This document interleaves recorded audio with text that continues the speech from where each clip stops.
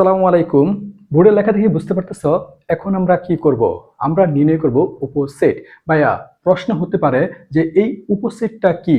উপসেট মানে হচ্ছে তোমার যে সেটটা দেওয়া থাকবে সেই সেট থেকে তুমি যতগুলো নতুন সেট তৈরি করতে পারো প্রত্যেকটা সেটকে বলা হয় উপসেট। কিছুই বুঝলাম না। আচ্ছা, এখন যদি তোমাকে বলা হয় যে এ সেটের উপসেট কয়টা, তাহলে তুমি কি বলবা? জানি না। তাহলে আমি বলি যে এস সেটের উপসেট হচ্ছে মাত্র 8টা। কেমনে বুঝলাম ভাইয়া? ভাইয়া, কোনো একটা সেটের উপসেট নির্ণয় করার সূত্র হচ্ছে two to the power n. এখন এই টু লিখলাম। এন বলতে কি বোঝায়? এন বলতে বোঝায় যে সেটটা দেওয়া আছে সেই সেটের মধ্যে উপাদান কয়টা আছে? একটা, দুইটা, তিনটা। ভাইয়া, এই সেটের উপাদান হচ্ছে কয়টা? তিনটা। তাহলে two to the power n, যে কোনো সেটের উপসেট নির্ণয় করার শর্টকাট সূত্র হচ্ছে কি? Two to the power n. তাহলে এই এস সেটের উপাদান কয়টা আছে? তিনটা। একটা, দুইটা, তিনটা। তাহলে two to the power n এর জায়গায় কত বসাইবা? 3।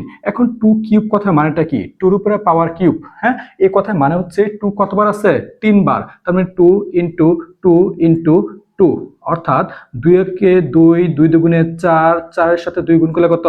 8। আশা করি বুঝতে পারছো। 2 দুগুণে 4, 4-এর সাথে 2 গুণ করলে কি?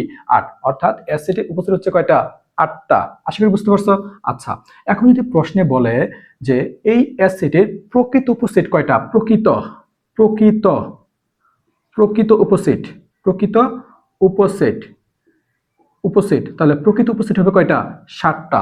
যদি প্রশ্নে বলে যে এরকম একটা সেট দেওয়া আছে, সেটের উপসেট কয়টা, তাহলে তুমি উপসেট কি? Two to the power n. N মানে কি? উপাদান সংখ্যা বসাইবা। তাহলে টু কিউব, এখানে 3টা উপাদান ছিল এজন্য উপসেট হচ্ছে 8টা। তাহলে উপসেট হচ্ছে 8টা, বাট প্রকৃত কয়টা? একটা কম, 7টা। মাথায় রাখবা। এখন যদি তোমার মনে করো এখানে সির জায়গায় আরেকটা জিনিস বলে দিলাম যে ডি, তাহলে উপসেট এখন কয়টা? এখন উপসেট কয়টা হবে?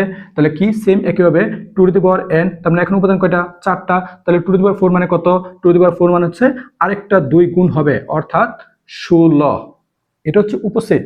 এখন যদি প্রশ্নে বলে যে প্রকৃত উপসেট কয়টা, তাহলে 16 থেকে 1 কম, মানে 15টা।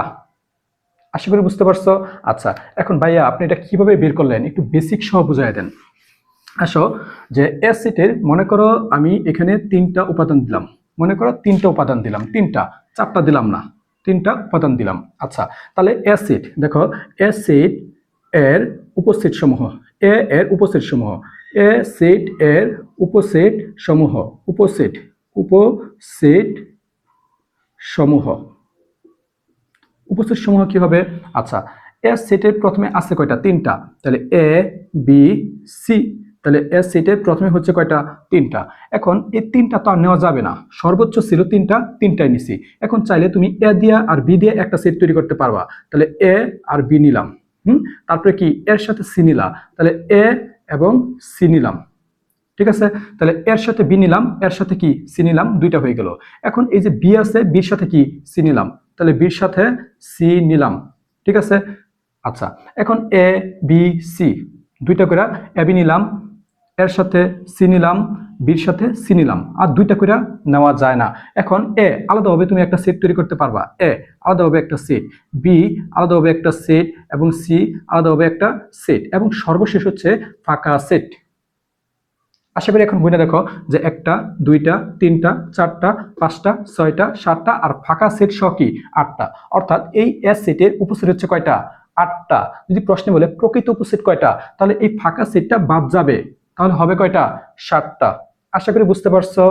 ধন্যবাদ।